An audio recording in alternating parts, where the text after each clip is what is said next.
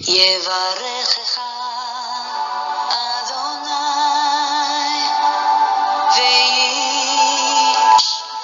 וישמרך.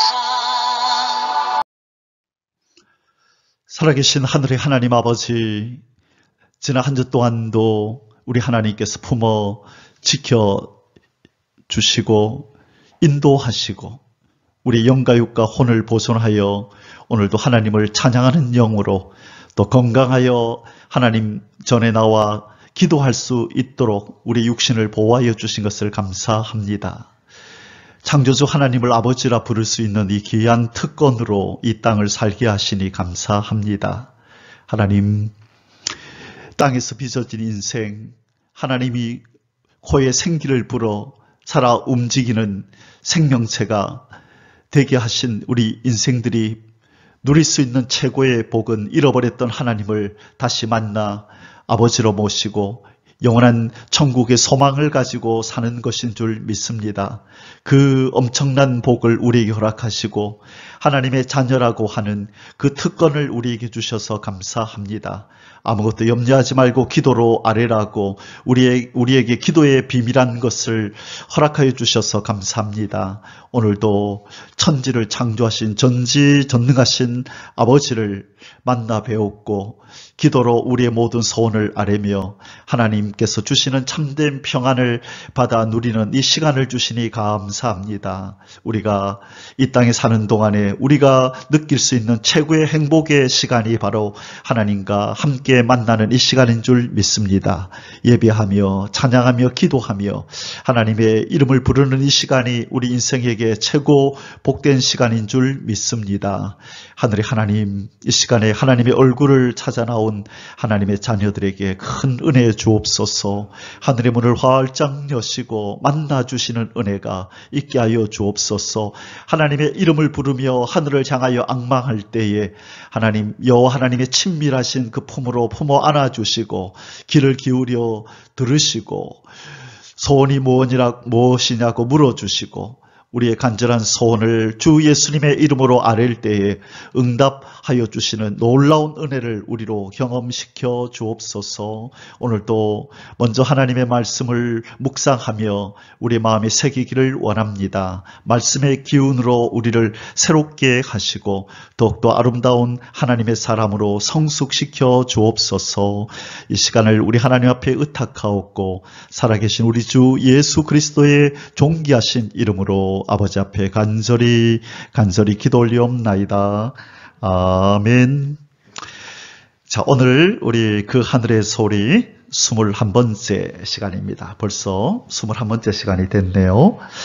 종말의 이해를 돕는 문답 해설, 오늘은 종말에 관하여 기록한 확실한 책은 무엇인가? 성경 66권 중에서 이 종말에 관하여 가장 자세하게 정확하게 기록해 놓은 책이 무엇인가라고 하는 이 주제를 가지고 우리가 오늘 하나님 말씀을 함께 공부하겠습니다. 여러분들 답을 알고 계시죠? 이 책은 무슨 책입니까? 요한계시록. 그렇죠?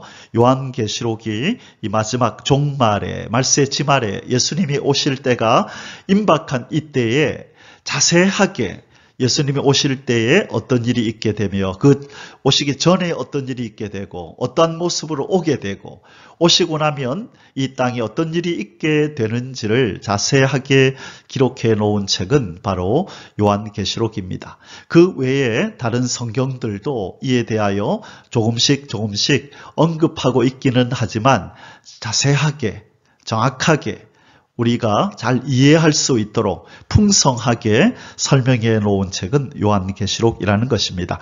오늘 본문 말씀은 에베소서 3장 3절에서 4절, 요한계시록 1장 1절에서 3절이 되겠습니다. 먼저 오늘 21문이죠. 예, 오늘 21문. 예. 나중에 고쳐놓겠습니다. 21문. 오늘 먼저 문답을 먼저 읽겠습니다. 종말에 관하여 기록한 확실한 책은 무엇인가? 선지자들에게 전한 말씀과 같이 이루어질 정말의 관련 기록한 확실한 진리다. 아멘. 자, 예수 그리스도의 계시로서 이것은 요한계시록 1장 1절 말씀입니다.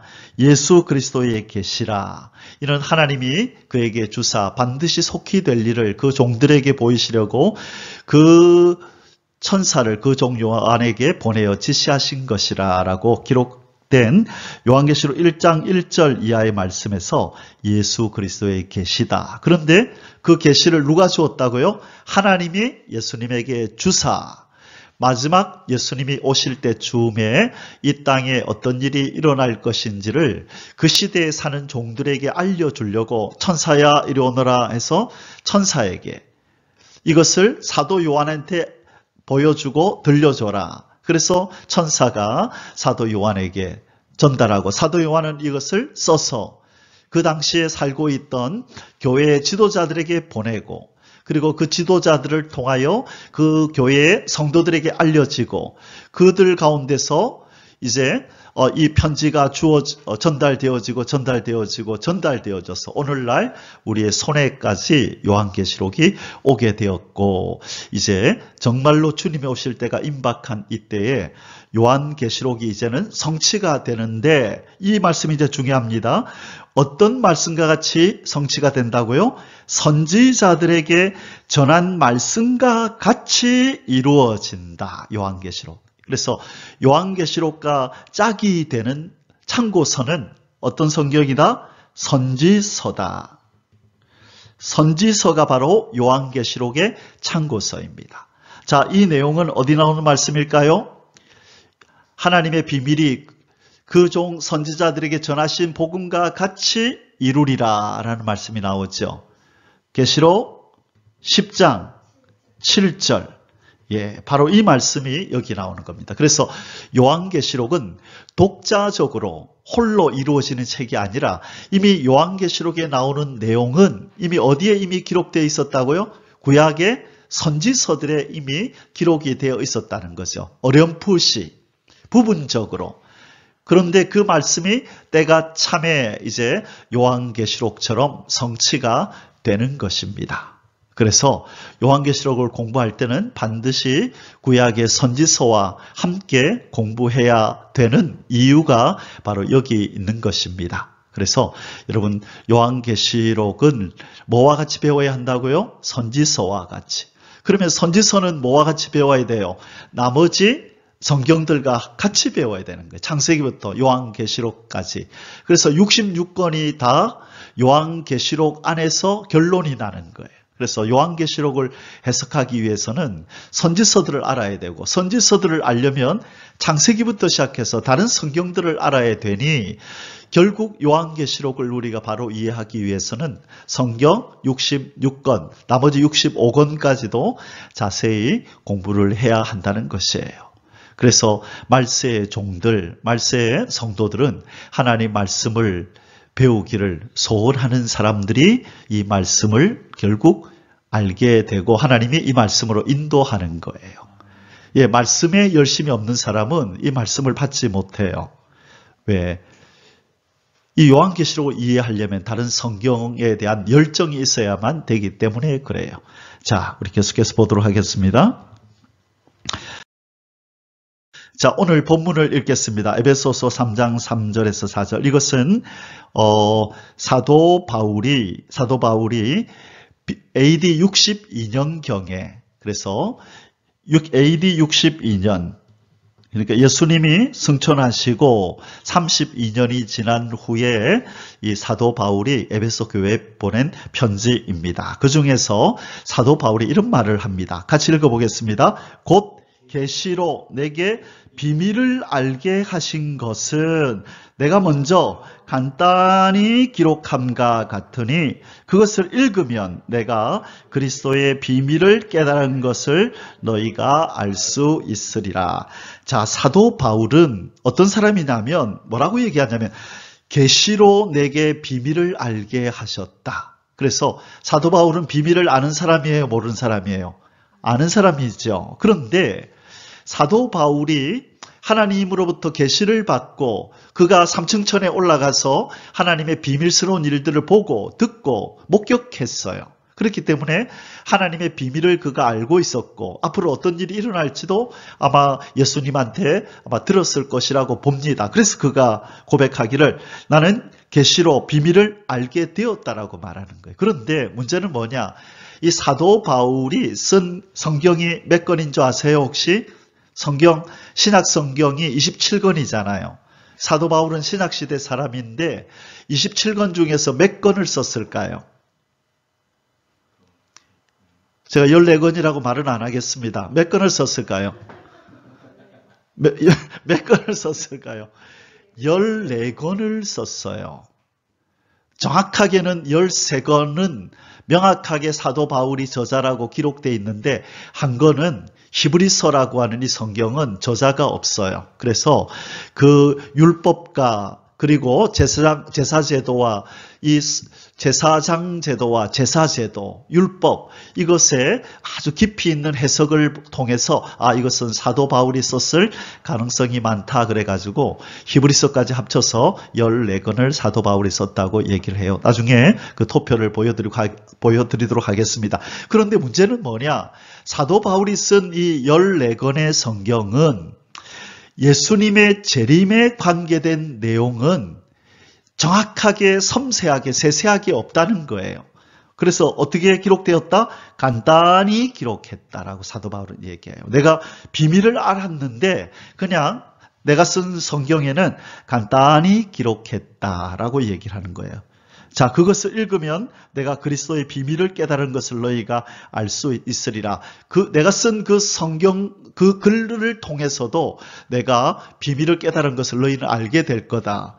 자, 그런데 중요한 것은 이 단어입니다. 간단히 기록했다. 자, 따라하겠습니다. 사도 바울은 비밀을 간단히 기록했다.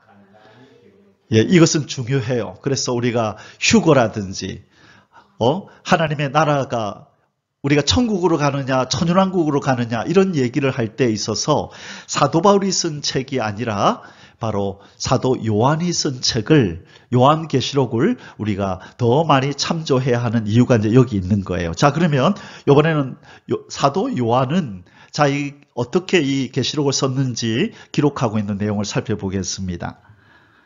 자, 두 번째 본문입니다. 요한계시록 1장 1절에서 3절 같이 읽겠습니다.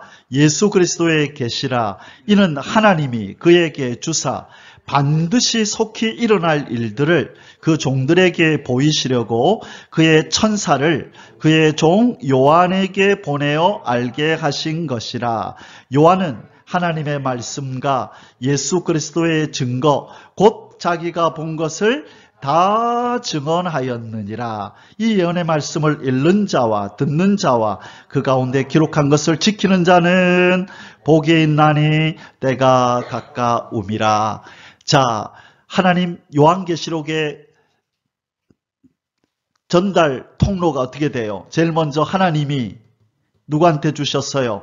예수님한테 주시고 예수님이 누구한테 줬어요? 천사에게 주고 천사가 요한에게 주고 요한이 종들에게 전달했다. 이렇게. 그죠? 이렇게 전달되어졌다는 거예요. 그런데 중요한 것은 바로 1장 2절입니다. 요한은 하나님의 말씀과 예수 그리스도의 증거, 곧 자기가 본 것을 간단히 기록했나요? 다 증언했나요? 다 아낌없이 빠짐없이 다 얘기했다는 거예요. 반면에 사도 바울은 어떻게 했다? 간단히 대강 기록하고 요한은 자기가 본 계시를 다 증언했다. 자, 그러면 어떤 게 더 정확할까요? 요한계시록이 더 세세하고 더 풍성하고 더 정확하다는 것을 우리는 알게 되는 것입니다. 자, 그래서 이제 우리 해설 부분을 잠시 보겠습니다. 성경만이 가장 신뢰할 책이다. 우리는 성경만을 가장 신뢰할 것으로 여기고 있으며 성경 전부를 하나님의 말씀으로 믿고 있다. 어떤 저명한 사람의 책이라 할지라도 전부를 믿거나 신뢰하지는 못한다.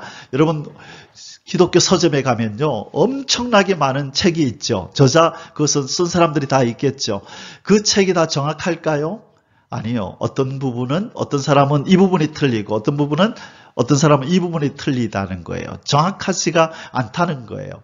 오직 이 하나님의 역사에 대해서 기록해 놓은 가장 정확한, 온전히 정확한 책은 한 권밖에 없다는 거예요. 그것이 바로 성경이다. 그래서 아무리 유명한 사람이 쓴 책이라 할지라도 우리는 무조건 다 믿으면 안 된다는 거예요. 저도 어릴 때는 그 유명한 사람들이 쓴 책은 다 맞는 줄 알았어요. 그런데 나중에 세월이 지나서 신학을 공부하고 또 성경을 공부하면서 책을 보면서 이 사람 이거 잘못 썼구나, 틀렸네 라는 것들을 많이 발견하게 되었어요. 그래서 어떤 유명한 사람이 쓴 책이라 할지라도 전부를 믿으면 안 된다는 것 우리는 기억해야 합니다.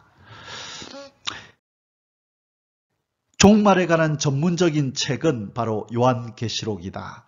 종말에 관하여 가장 확실한 책은 그 어떠한 주석가나 신학자의 저명한 논문에서 찾아볼 수 있는 것이 아니라 성경에서 찾게 된다. 여러분, 그들의 그 일은 주로 논문을 쓰는 거예요. 어떤 성경 한 구절을 가지고 아주 깊이 있게 연구를 하는 것인데, 그렇다고 해서 그것이 다 정확한 것은 아니다는 것을 우리는 기억해야 한다는 것이에요.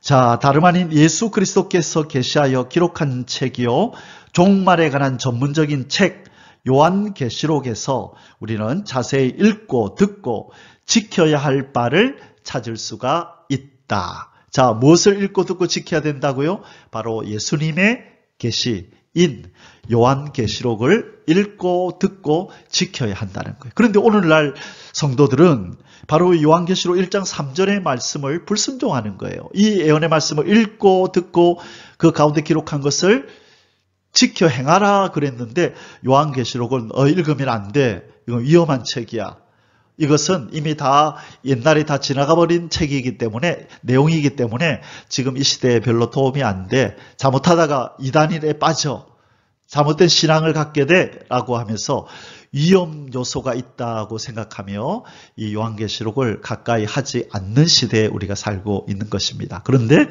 그것은 바로 사단의 역사입니다. 요한계시록을 읽고 듣고 지키면요, 영이 경성하고 깨어나요. 그래서 신앙이 견고해진다고요. 사단이 그걸 알고 못 읽게 하는 거예요. 그래서 이 말씀을 전하는 사역자들도 사단이 자꾸 무너뜨려서 계시록을 못 전하게 하는 거예요. 그래야 성도들도 못 듣죠. 그래야 성도들이 자지요. 세상을 바라보고 세상에 빠져서 살죠. 그러나 계시록을 가르치면 재림주를 기다리고 주님 나라를 소망하면서 이 세상을 사랑치 않고 믿음의 길을 걸어가려고 노력하거든요. 그러니까 마귀는 어쨌든지 요한계시록을 읽고 듣고 지키지 못하도록 교회에서 계시록을 이렇게 제거하려고 애쓰고 있는 것입니다. 자, 이제 오늘 중요한 주제를 이제 본격적으로 잠시 다루겠습니다. 간단히 기록한 것과 확실히 기록한 것. 오늘 우리 본문에서 사도 바울이 기록한 것은 어떻게 기록했다고요? 간단히 기록했다 그랬고, 요한계시록은 본 것을 어떻게 기록했다?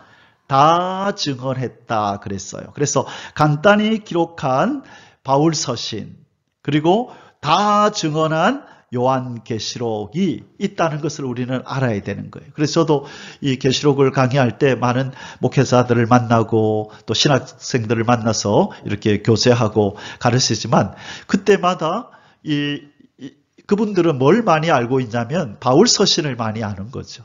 그래서 저도 바울 서신을 공부를 했기 때문에 알죠. 그런데 많은 사람들이 요한계시록에 대한 연구를 많이 안 한단 말이에요. 저는 1988년 12월부터 요한계시록을 공부하고 연구를 하고, 다른 성경과 비추어서 연구를 하고 원어를 가지고 공부를 하고 하면서 하나님의 말씀이 정말 그러한가, 그렇게 늘 이 일에 신가를 많이 투자했었죠. 자, 그래서 얘기를 나누다 보면 요한계시록의 내용을 모르는 사람들은 이 예수님의 재림 때에 일어날 일들에 대해서 그냥 어렴풋이 두리뭉실 알고 있는 거예요. 그러나 계시록을 배우고 나면 명확하게 바울 서신에서 두리뭉실 얘기했던 것도 명확하게 알 수 있게 되는 것입니다. 그래서 계시록을 여러분 중요시 여기고 소중하게 여겨야 될 줄 믿습니다. 아멘.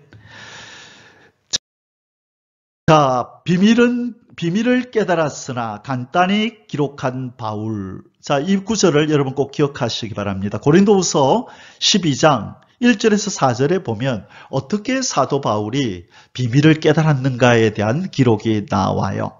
자, 우리 같이 한번 읽어볼까요? 무익하나마 내가 부득불 자랑하노니 주의 환상과 계시를 말하리라. 내가 그리스도 안에 있는 한 사람을 아노니 그는 14년 전에 셋째 하늘에 이끌려간 자라. 그가 몸 안에 있었는지 몸 밖에 있었는지 나는 모르거니와 하나님은 아시느니라. 자, 셋째 하늘이 어디예요? 천국. 천국에 올라갔다 왔대요. 14년 전에. 자, 우리 마저 읽고 설명할게요. 내가 이런 사람을 아노니 그가 몸 안에 있었는지 몸 밖에 있었는지 나는 모르거니와 하나님은 아시느니라. 그가 낙원으로 이끌려가서 말로 표현할 수 없는 말을 들었으니 사람이 가히 이르지 못할 말이로다. 비밀이다. 비밀스러운 말을 내가 들었다. 이때 그가 누구예요?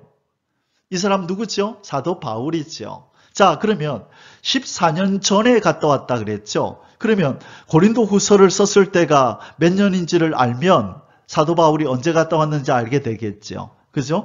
고린도 후서는 AD 56년에 기록된 거예요. 56년에.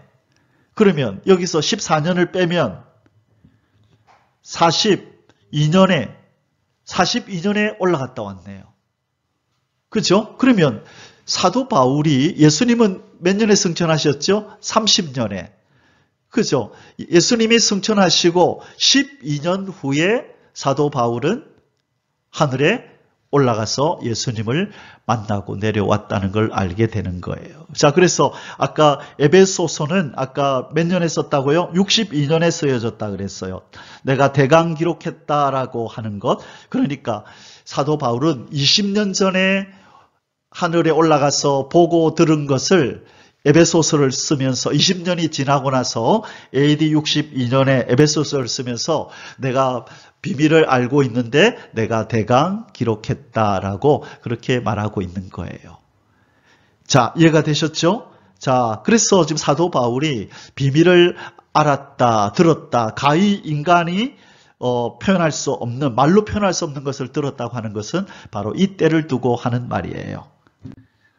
자, 여기 도표가 있는데 사도 바울이 쓴 책이 성경이 몇 권이라고요?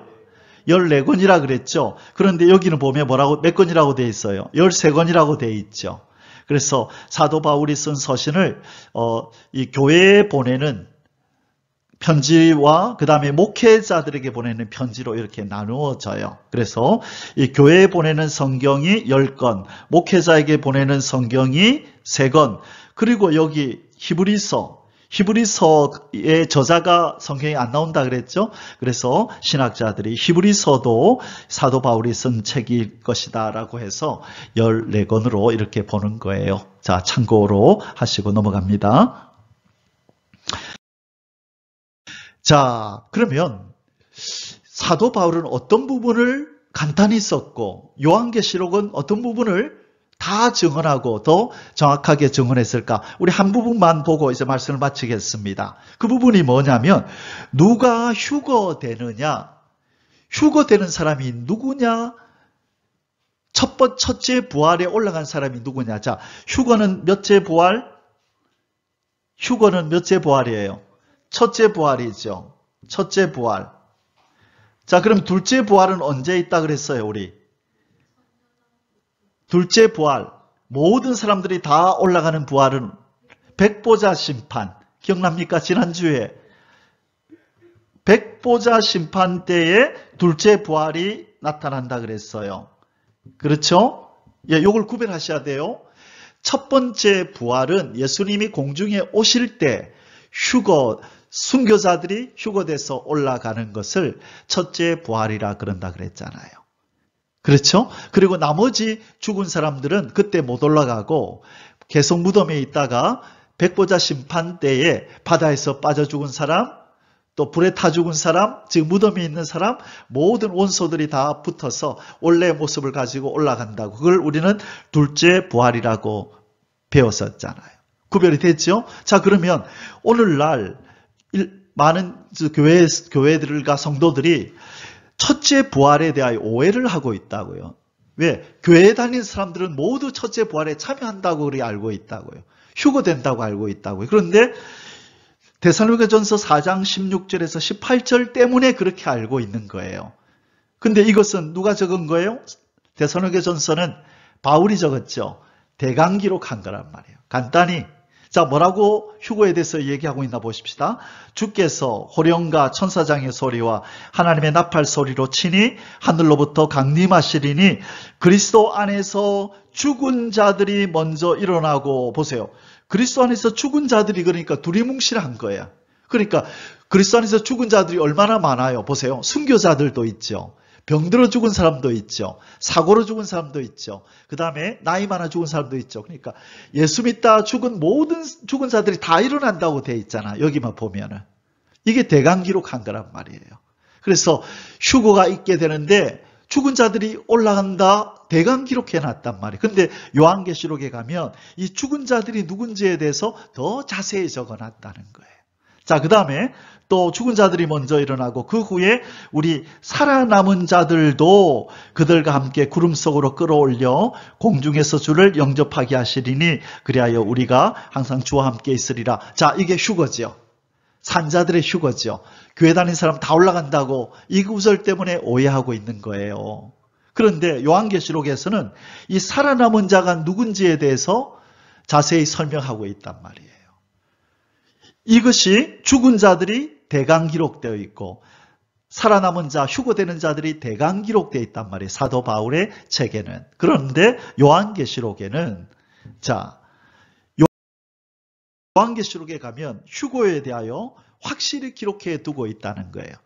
죽은 자들이 누군지 또 산자들이 누군지에 대해서 기록하고 있는데 자, 여기 요한계시록 1장 1절에서 3절 같이 읽어봅니다.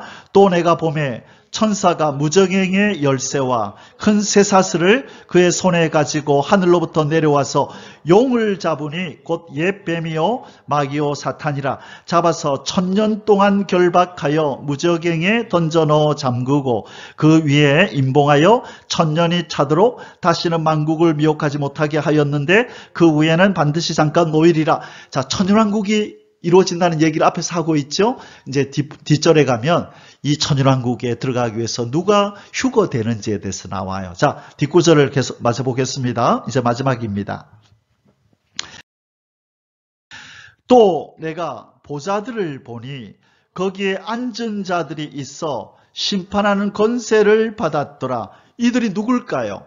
자, 천년왕국을 얘기하면서 보좌에 사람들이 앉아 있대요. 이들이 누굴까요? 분봉왕들이죠? 맞죠? 분봉왕. 마태복음 19장 27절에서 28절에 보면 베드로가 예수님, 우리가 모든 것 버리고 예수님을 따르는데 나중에 우리는 어떤 상을 받습니까? 라고 묻지요. 그때 예수님 뭐라 그랬어요? 세상이 새롭게 되어 인자가 자기 영광의 보좌에 앉을 때 너희들도 보좌에 앉아서 12고을을 다스리게 될 거다. 너희들도 보좌에 앉을 거다라고 얘기를 하잖아요. 그러니까 이 보좌에 앉아 있는 이들은 천년왕국에서 왕의 기업을 받아 앉아 있는 바로 그 사람들이에요. 자, 기억나십니까? 천년왕국의 왕으로 들어갈 사람들은 누구다? 순교자들. 백성으로 들어갈 사람은 누구다? 밀실에 숨어 있어 나중에 나올 사람들. 이렇게 구별된다. 그러니까 이 보좌에 앉아서 지금 심판하는 권세를 가지고 있는 이들은 분봉왕, 왕권의 기업을 받은 자들인데 순교자들은 두 종류의 순교자들이 있어요. 휴거될 때. 죽어 있다가 무덤에서 올라오는 순교자들과 복음을 전 세계에 전하는 두 증인들. 복음을 다 전하고 나서 순교를 당하여 3일 반 동안 쓰러져 있다가 갑자기 생기가 들어와서 일어나요. 다시 일어나는 거예요. 3일 반 후에 일어나는 거예요. 부활하는 거예요. 산 모습 그대로 있죠? 그때 이리로 올라오라는 음성이 들려서 산 모습 그대로 올라가는 거예요. 죽어 있다가 올라가는 게 아니라 산채로 올라가는 거예요. 그들이 바로 산자예요. 자, 여기 한번 보세요. 또 내가 보니 예수를 증언함과 하나님의 말씀 때문에 목배임을 당한 자들의 영혼들과 또 짐승과 그의 우상에게 경배하지 아니하고 그들의 이마와 손에 그의 표를 받지 아니한 자들이 살아서 이들이 누군데요? 자, 목배임을 받은 자들이 누굴까요? 순교자들. 그렇죠. 손에 이마와 표를 받지 않고 그러기 위해서 순교를 당했던 이 순교자들을 이렇게 표현해 놓은 거라고요. 이들이 바로 죽은 순교자들이에요. 죽은 순교자들이. 자, 이들이 살아서 이제 그리스도와 더불어 1000년 동안 왕노릇하니, 자, 중요한 것은 5절입니다.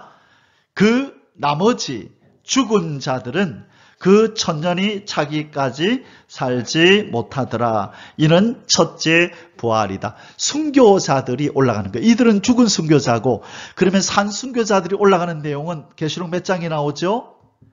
11장 1절에서부터 쭉 뒤를 읽어보면 두 증인이 복음을 전하고 이제 쓰러졌다가 다시 살아나는 장면이 나오는데, 자, 제가 이거는 오늘 여기다 넣지 않았는데, 요한 11장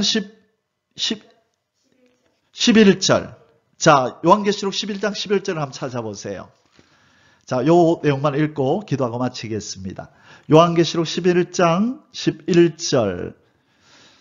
자, 우리 어디 보냐면, 예.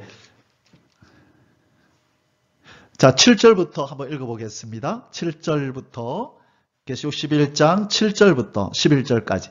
그들이 그 증언을 마칠 때에 무저갱으로부터 올라오는 짐승이 그들과 더불어 전쟁을 일으켜 그들을 이기고 그들을 죽일 터인즉 그들의 시체가 큰 성길에 있으리니 그 성은 영적으로 하면 소돔이라고도 하고 애굽이라고도 하니 곧 그들의 주께서 십자가에 못 박히신 곳이라. 백성들과 족속과 방언과 나라 중에서 사람들이 그 시체를 사흘 반 동안 보며 무덤에 장사하지 못하게 하리로다. 이 두 선지자가 땅에 사는 자들을 괴롭게 한 고로 땅에 사는 자들이 그들의 죽음을 즐거워하고 기뻐하여 서로 예물을 보내리라 하더라. 3일 반 후에 하나님께로부터 생기가 그들 속에 들어가매 그들이 발로 일어서니 구경하는 자들이 크게 두려워하더라.